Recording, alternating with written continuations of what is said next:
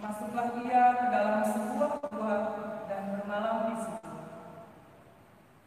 Maka berfirmanlah Tuhan kepadanya, "Hai Elia, keluarlah dan berdirilah di atas gunung itu di hadapan Tuhan." Lalu Tuhan lewat. Angin besar dan kuat membelah gunung-gunung dan memecahkan bukit-bukit batu mendahului Tuhan. Namun Tuhan tidak berada dalam angin itu. Sesudah angin itu datanglah gempa. Namun dalam gempa pun Tuhan tidak ada. Sesudah gempa menyusullah api. Namun Tuhan juga tidak berada dalam api itu. Api disusul bunyi angin sepoi-sepoi basah. Mendengar itu, segeralah Elia menyembunyi wajahnya dengan jubah, lalu keluar dan berdiri di depan pintu gua itu. Demikianlah sabda Tuhan.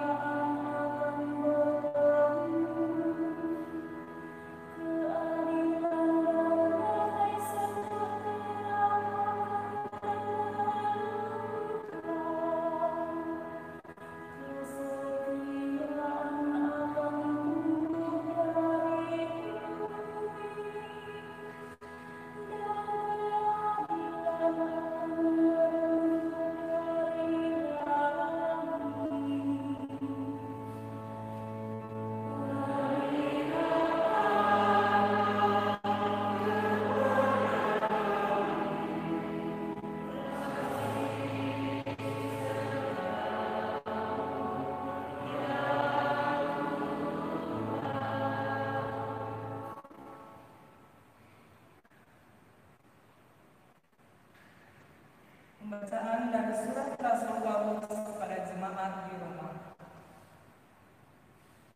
Saudara-saudara, demi Kristus aku mengatakan kebenaran, aku tidak berdusta. Suara hatiku turut bersaksi dalam Roh Kudus bahwa aku sangat berduka cita dan selalu bersedih hati. Bahkan aku rela terkutuk dan terpisah dari kaum sebangsaku menurut daging.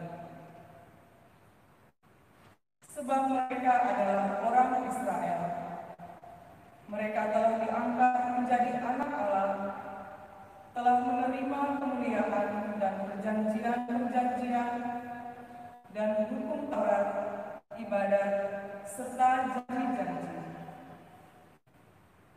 Mereka itu keturunan bapa-bapa leluhur yang menurunkan Mesias sebagai manusia yang mengatasi segala sesuatu.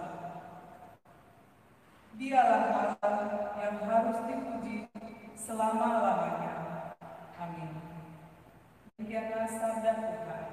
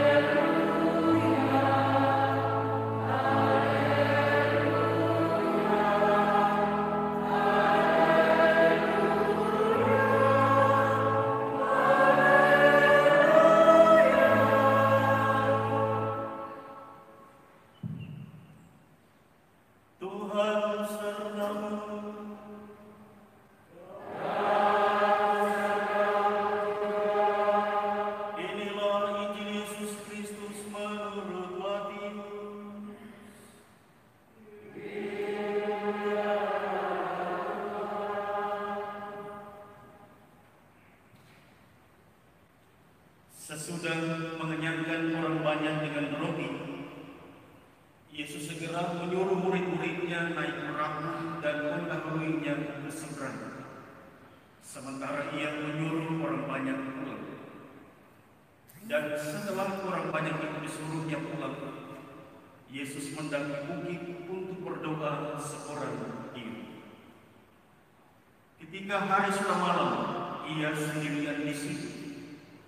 Perahu para murid sudah beberapa mil jauhnya dari pantai dan diombang-ambingkan gelombang karena angin sangat. Kira-kira jam 3 malam, datanglah Yesus kepada mereka dengan berjalan di atas air. Melihat dia berjalan di atas air, para murid terkejut dan berseru, "Itu hantu." Dan mereka berteriak-teriak ketakutan. Tetapi Yesus segera menyapa mereka, katanya, "Tenanglah, aku ini, jangan takut." Lalu Petrus berseru, "Tuhan, jika benar Tuhan sendiri, suruhlah aku datang kepadamu dengan berjalan di atas air." Kata Yesus, "Datang." Maka Petrus turun dari perahu dan berjalan di atas air mendapatkan Yesus. Tetapi ketika dirasakannya tiupan angin kencang, Petrus menjadi takut dan mulai tenggelam lalu berteriak, "Tuhan, tolonglah aku." Segera Yesus mengulurkan tangannya, memegang Petrus dan berkata, "Hai orang yang kurang percaya, mengapakah engkau bimbang?" Keduanya lalu naik ke perahu dan angin pun mereda. Dan mereka yang ada di perahu menyembah Dia, katanya, "Sungguh engkau anak Allah."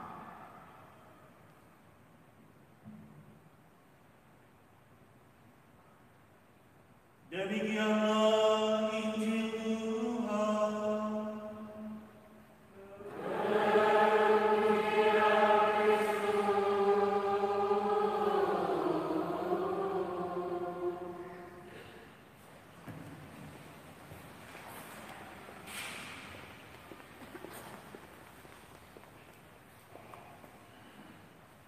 Bapak, Ibu, saudara dan saudari sekalian, Shalom.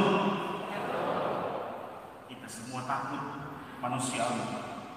Kita cemas, bimbang, manusiawi. Karena memang virus corona ini kita tidak tahu kapan berakhir. Tapi bukan berarti kita kehilangan pengharapan, kita kehilangan sukacita, kita kehilangan kebahagiaan. Jangan.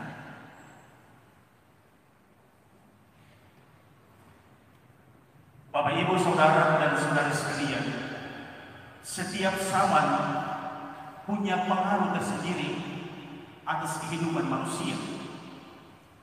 Dan jati diri manusia selalu ditentukan dari zaman di mana manusia hidup. Pada zaman pencerahan atau zaman akal budi, hidup manusia lebih ditekankan pada pengetahuan dan akal budi. Karena itu, hati nurani atau suara hati itu diabaikan. Maka ada salah satu semboyan yang waktu itu sangat terkenal. Saya berpikir, maka saya ada. Jati diri orang ditentukan dari berapa banyak pengetahuan yang dimiliki, berapa banyak hal-hal yang diperoleh dalam hidupnya. Saya berpikir, maka saya ada. Hati nurani, suara hati diabaikan. Ketika manusia, kita semua masuk pada zaman konsumerisme, saya berpikir, maka saya ada diubah. Saya berbelanja, maka saya ada. Jati diri orang ditentukan dari berapa banyak yang dibelanjakan. Tas merek apa, baju merek apa, celana merek apa, sepatu merek apa, HP merek apa, mungkin masker yang sementara Anda pakai mereknya apa. Jadi diri ditentukan dari berapa banyak yang Anda belanjakan. Saya berbelanja, maka saya ada. Sadar atau tidak, kita dengan berada dalam masa-masa itu. Segala sesuatu ditentukan dari berapa banyak yang saya belanjakan. Berapa merek harga barang yang saya beli untuk memenuhi kebutuhan saya. Saya berbelanja, maka saya. Ketika manusia itu jatuh pada satu zaman perang kebenaran, maka muncullah berbagai macam kebohongan. Yang tadi pertama, saya berpikir, maka saya ada, diubah menjadi saya berbelanja, maka saya ada. Kemudian diubah lagi, saya berbohong, maka saya ada. Orang tidak menghiraukan, orang cemas atau tidak, yang penting saya berbohong. Maka di media sosial di YouTube muncullah para pembohong-pembohong dengan berbagai macam cerita yang aneh-aneh, dan banyak orang suka nonton seperti itu. Saya berbohong, maka saya ada. Maka kalau nonton di YouTube itu muncul, ada yang katakan saya anak kardinal lulusan Vatikan, saya mantan pastor lulusan Vatikan, saya pastor, kemudian saya keluar dan saya meminta tempat lain karena ini yang terbaik bagi saya. Saya berbohong, maka saya ada. Tidak perlu orang cemas, tidak perlu orang bimbang dengan kebohongan saya. Yang penting saya rasa nyaman kalau saya bisa berbohong. Saya berbohong, maka saya ada. Jadi diri orang ditentukan dalam hal itu. Anda bisa alami itu, Anda bisa rasakan itu. Kalau Anda suka berbohong, maka jati dirimu ditentukan dari kebohongan yang sementara Anda sementara di bumi dan bangsa. Itulah setiap zaman itu punya cerita sendiri dan mempengaruhi pola pikir banyak orang, mempengaruhi perilaku setiap orang. Kita juga ketika berada di zaman virus corona ini juga mempengaruhi perilaku kita. Kita duduk harus jarak, kita duduk sembahyang harus pakai masker, memasuki gereja harus cuci tangan. Cerita dengan orang juga harus ambil jarak dan mesti pakai masker. Setiap zaman punya pengaruh atas kita, atas hidup kita masing-masing. Bapak, Ibu, Saudara, dan saudari sekalian, kalau mendengar bacaan pertama, bacaan kedua, dan sampai pada bacaan Injil, punya inspirasi yang sangat bagus untuk kita renungkan bersama, dan pada akhirnya juga kita harus hidup bersama. Dalam bacaan pertama kita mendengar Elia menunjukkan kepada kita bahwa mencari Allah, untuk menemukan Allah, kita tidak perlu harus mencari Allah itu melalui hal-hal yang hebat, hal-hal yang mahal atau hal-hal yang wah begitu. Tetapi melalui hal-hal yang sederhana, kita bisa merasakan kehadiran Allah dan kita merasakan Allah menyapa kita. Elia sungguh-sungguh menunjukkan itu. Dalam bacaan pertama kita mendengar ketika Allah menyuruh Elia untuk pergi ke gunung. Dia suruh keluar dan berdiri di situ sambil merasakan bahwa Allah akan melewati Elia. Apa yang terjadi? Terjadilah angin yang sangat kencang, bahkan gunung-gunung terbelah. Elia tidak merasakan Allah hadir di situ. Setelah angin itu, muncullah gempa yang dahsyat. Elia pun merasakan Allah tidak hadir di situ. Setelah gempa, muncullah api. Elia pun merasakan Allah tidak hadir di situ. Maka muncullah angin sepoi-sepoi.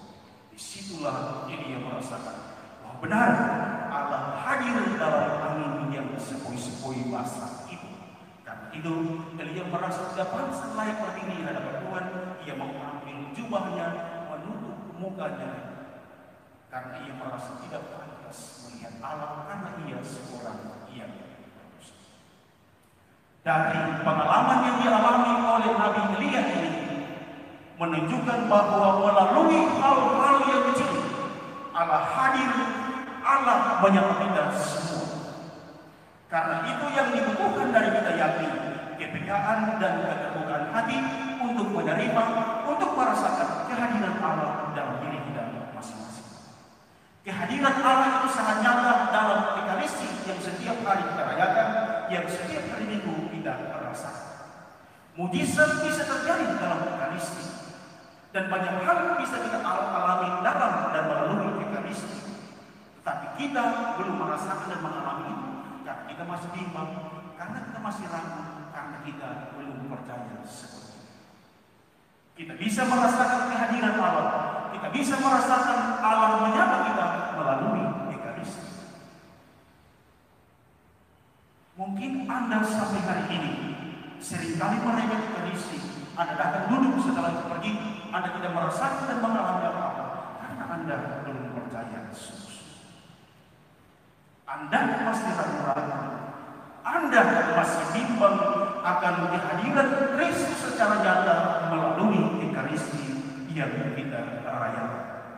Karena itu sapaan Allah, kehadiran Allah sungguh-sungguh kita tidak mengalami dan merasa. Elia sudah menunjukkan itu, dan sekarang mari kita buktikan bahwa Tuhan itu benar-benar hadir dan kita imani dan percaya dengan sungguh. Hal itu juga diungkapkan kembali dalam bacaan Injil hari ini. Ketika para rasul berada di tengah laut, diterpa gelombang angin sakal, mereka tidak tahu mau apa, mereka hanya bisa berteriak, mau lari kemana? Ini di tengah laut. Karena itu dalam kebimbangan, ketakutan dan kecemasan karena diterpa gelombang angin yang dahsyat itu, Tuhan pertama-tama berinisiatif untuk datang mengunjungi mereka. Tetapi ketika Tuhan itu hendak dekat dengan mereka, mereka mengatakan, itu hantu. Maka Tuhan menyapa dan katakan kepada mereka, jangan takut, ini aku. Maka untuk membuktikan bahwa itu yang hadir di tengah-tengah mereka benar-benar adalah Tuhan, Petrus berkata, kalau memang engkau benar Tuhan, aku bisa pergi kepadamu. Izinkan aku untuk pergi kepadamu. Tuhan bilang, datang Petrus. Petrus kemudian keluar dari perahunya dan dia berjalan pergi menjumpai Yesus di atas air, sama seperti kita sementara diri di tanah seperti ini. Tetapi ketika sampai kepada Yesus, kenapa Petrus itu kemudian tenggelam? Karena ketika ditiup angin sedikit, Petrus mulai ragu dan bimbang. Ini benar Tuhan atau ini hantu? Karena itu dia jatuh ke dalam air, tenggelam ke dalam air. Maka Tuhan mengangkat dia dan berkata, hai orang percaya, mengapa engkau masih? Pengalaman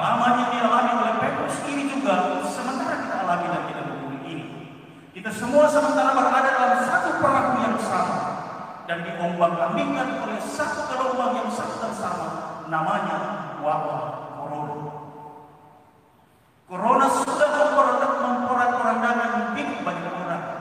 Yang kaya semakin jatuh miskin, yang miskin semakin menderita. Dengan adanya wabah virus corona ini, kita semua sementara melalui satu tahapan yang membuat kita menjadi cemas dan takut. Tapi Tuhan datang dan menyapa kita semua, jangan takut, aku ini. Maka kita pun harus berteriak sama seperti Petrus, Tuhan tolonglah aku. Maka Tuhan pun akan datang dan menolong kita.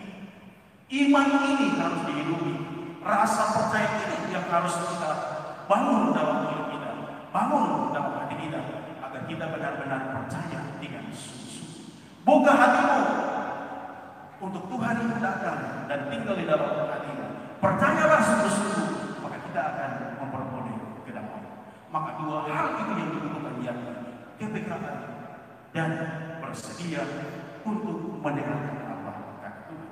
Buka hati untuk menerima kehadiran Tuhan dalam hidup kita masing-masing. Kita belajar bersama, kita berdoa bersama dalam perayaan hadis ini. Semoga ketakutan-ketakutan yang kita alami ini tidak membuat kita harus bimbang dan kehilangan pengharapan. Tetapi ketakutan-ketakutan yang kita alami justru memacu kita untuk semakin berjuang, semakin dekat dengan Tuhan. Maka pada akhirnya kita pun akan mengalami kedamaian, mengalami sukacita, mengalami kebahagiaan sama seperti yang dialami oleh para rasul ketika Yesus naik ke perahu mereka. Angin badai itu menjadi tenang. Mereka bahagia, mereka merasa damai, mereka merasa sukacita. Demikian juga kita harus seperti itu. Corona bukan berarti kita kehilangan pengharapan. Corona bukan berarti kita kehilangan sukacita. Tapi Corona harus membuat kita tetap bahagia, tetap sukacita dalam mengisi hari-hari perjalanan kehidupan kita bersama. Saya berpikir, maka saya ada. Saya berbohong, maka saya ada. Itu harus dibilang. Percayalah sungguh-sungguh, melalui Ekaristi kita merasakan kehadiran Tuhan.